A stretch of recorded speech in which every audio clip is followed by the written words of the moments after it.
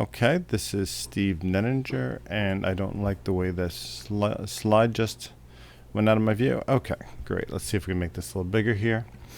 So this is Hookworms Part 2. As you remember, our last exciting lecture, we finished off with the end of the slides for Part 1, the introduction, and the discussion was any argument you can make for a probiotic, I can make for a parabiotic, restoring the normal healthy worm balance to our intestine if you are very autoimmune, logically inclined.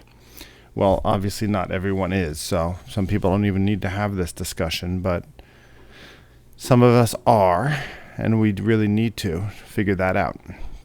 It can't always be about compromising parts of our lifestyle. You have to be able to function in the world and be effective, and you can't always do that if you're just living a highly compromised existence.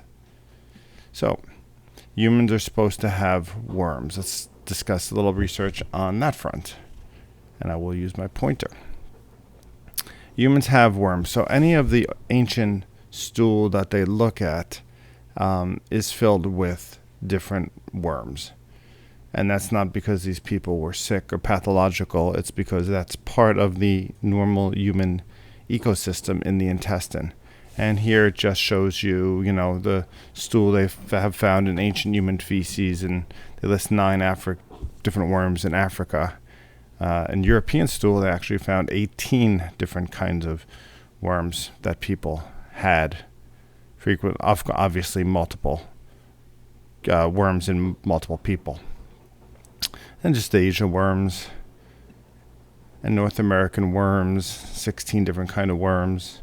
These things are not an infectious illness. They're no more an infectious illness than Lactobacillus acidophilus is an infectious illness in our intestine. And then hookworms throughout time. This shows you worldwide the distribution, and these studies go back from 3000 BC to the present.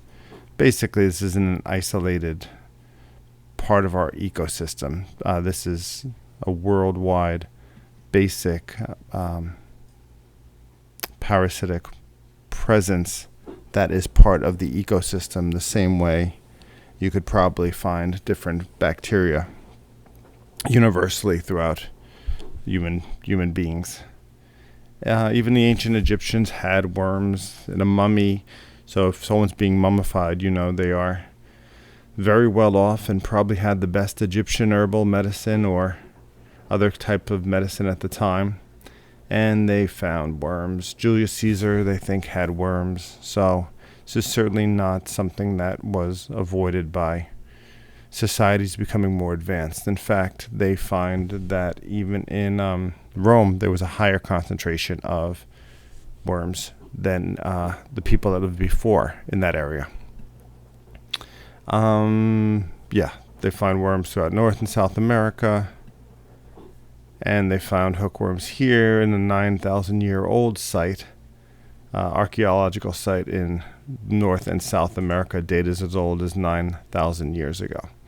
So this is certainly not something that is new.